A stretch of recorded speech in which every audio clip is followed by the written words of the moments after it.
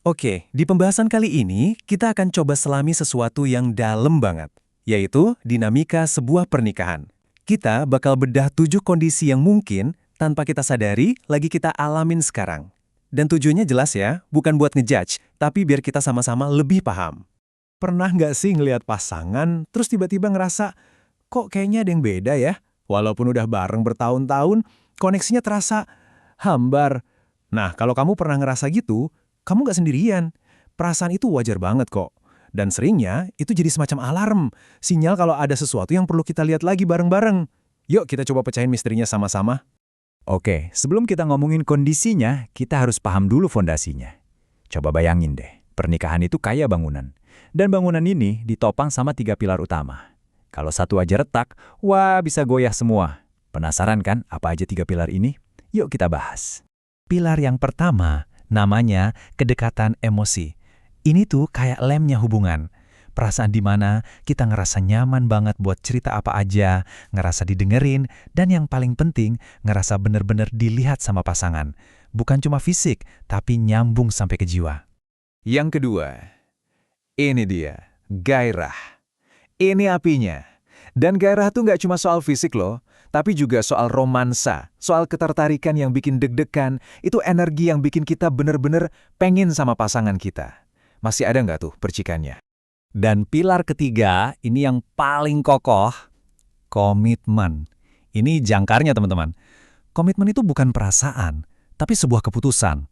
Keputusan sadar buat bertahan, buat ngebenerin yang rusak, dan buat terus milih orang yang sama setiap hari. Nggak peduli badainya kayak gimana. Nah, gampangnya gini. 3 pilar tadi itu kayak 3 kaki kursi. Coba bayangin ada kedekatan emosi, ada gairah, tapi nggak ada komitmen. Apa yang terjadi? Jatuh kan? Sama juga kalau kaki yang lain hilang. Keseimbangan itu kuncinya. Nah, dari kombinasi ada atau nggak adanya 3 pilar tadi, lahirlah 7 kondisi pernikahan. Yuk kita bedah satu-satu. Sambil dengerin, coba deh direnungin. Kira-kira hubungan kita lagi ada di fase yang mana ya sekarang? Oke, yang pertama, ini kondisi idealnya. Kondisi impian semua orang. Di sini, ketiga pilar itu ada semua, dan kokoh banget. Ada kedekatan emosi, ada gairah, dan ada komitmen. Hubungannya tuh rasanya utuh, lengkap. Kalau kata sumber kita, inilah yang menciptakan sakinah, mawadah, warahmah. Damai, penuh cinta, dan penuh kasih sayang. Sekarang kondisi kedua ini yang mulai agak rumit. Di sini gairah sama komitmennya masih ada, tapi pilar kedekatan emosinya runtuh. Inilah yang sering disebut ikatan yang nggak bahagia. Kenapa? Karena kebutuhan dasar kita untuk dipahami, untuk nyambung secara jiwa, itu nggak terpenuhi. Mungkin ada yang ngerasa gini, kita emang tim, kita jalanin hidup bareng, tapi kok aku ngerasa kamu nggak kenal aku lagi ya? Nah ini dia, statusnya pasangan, fisiknya bareng, tapi emosinya jauh kayak orang asing. Ini tuh rasa sepi yang paling nyesek, sepi di tengah pernikahan sendiri. Lanjut ke kondisi nomor 3, ini kebalikannya. Kedekatan emosinya juara, mereka sahabat sejati, komitmen, wah jangan ditanya, solid banget. Tapi ada satu yang hilang, gairahnya, apinya padam. Hubungannya jadi nyaman banget, kayak sama sahabat baik. Tapi ya gitu, nggak ada percikannya. Dan ini poin yang krusial banget teman-teman. Walaupun persahabatannya kuat, kita nggak bisa bohong kalau kebutuhan seksual itu nyata. Sumber kita ngingetin kalau ini dibiarin terus-terusan bisa jadi celah. Celah yang bikin salah satu pihak jadi rentan buat nyari pemenuhan di tempat lain. Hati-hati. Nah, kondisi keempat. Ini nih fase bucin-bucinnya, fase jatuh cinta.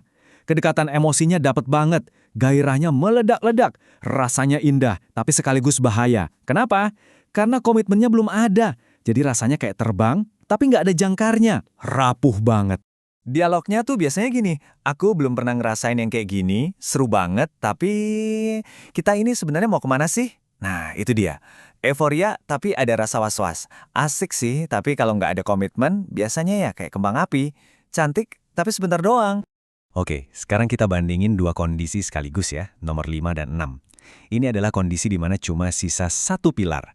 Di nomor 5, yang ada cuma kedekatan emosi. Ini tuh friend zone lah. Nyaman, tapi ya cuma temen. Nggak ada romansa, nggak ada kepastian. Terus di nomor 6, yang ada cuma gairah. Hubungan fisik doang. Mungkin seru, tapi kosong. Nggak ada ikatan apa-apa. Dan akhirnya, kondisi ketujuh. Ini mungkin yang paling bikin hati miris. Satu-satunya pilar yang masih berdiri cuma komitmen. Cuma itu, mereka tetap bareng, mungkin demi anak, demi status, tapi di dalamnya kosong. Kedekatan emosi udah mati, gairah udah lama hilang, mereka tinggal sitap, tapi dunianya beda-beda. Inilah yang disebut cinta hampa. Dan ini bahaya banget. Kenapa? Karena saat hubungan udah hampa, cuma sisa kerangkanya doang, dia jadi rapuh luar biasa. Kekosongan itu kayak ngasih undangan terbuka buat orang lain masuk. Baik itu selingkuh fisik atau yang lebih bahaya lagi, selingkuh hati. Oke, setelah dengerin semua itu, mungkin ada yang jadi cemas atau sedih. Waduh, aku di nomor 7 nih. Tenang dulu. Ada kabar baiknya. Semua ini bukan vonis mati buat hubungan kamu. Ini cuma fase. Poin paling penting yang harus kita pegang adalah pernikahan itu dinamis. Kayak musim, selalu berganti. Kadang musim semi yang indah, kadang musim dingin yang beku. Jadi kalau hari ini kamu merasa lagi di musim dingin, bukan berarti selamanya bakal begitu. Selalu ada harapan buat musim semi datang lagi. Terus pertanyaannya, apa dong yang bisa bikin pernikahan bertahan ngelewatin semua musim itu, terutama musim yang sulit? Jawabannya ada di satu pilar. Pilar yang punya makna jauh lebih dalam dari yang kita kira. Pilar yang jadi jangkar utamanya. Pilar itu adalah komitmen, tapi bukan sekedar komitmen biasa. Dalam sudut pandang spiritual, komitmen pernikahan itu disebut mitsa akan golidan. Apa itu? Itu artinya perjanjian yang kokoh. Dan perjanjiannya bukan cuma sama pasangan, tapi sama Tuhan. Ini mengubah segalanya. Komitmen jadi bukan lagi soal aku masih cinta atau enggak, tapi soal aku punya tanggung jawab di hadapan Tuhan. Nah, dengan pemahaman ini, komitmen benar-benar jadi jangkar super kuat. Waktu kedekatan emosi lagi goyah, diterpa badai, jangkar ini yang nahan. Waktu api gairah lagi redup, jangkar ini yang ngejaga kapal pernikahan kita biar nggak karam. Ini adalah pilihan sadar buat bilang, apapun cuacanya, kita nggak akan ninggalin kapal ini. Jadi sebelum kita tutup, yuk kita ambil waktu sejenak. Coba tanya ke diri sendiri. Dengan jujur ya, dari 3 pilar tadi, pilar mana nih yang di hubungan kita sekarang lagi butuh perhatian ekstra? Pilar mana yang kayaknya perlu disiram lagi biar tumbuh subur? Aku pengen banget dengar cerita kalian. Coba deh share di kolom komentar fase mana yang paling klik sama kondisi kamu sekarang. Gak usah malu, di sini kita sama-sama belajar. Oh iya, jangan lupa subscribe biar kita bisa terus diskusi. Dan coba deh kirim video ini ke pasangan kamu. Siapa tahu ini bisa jadi pembuka obrolan yang udah lama kalian butuhin. Sampai jumpa lagi!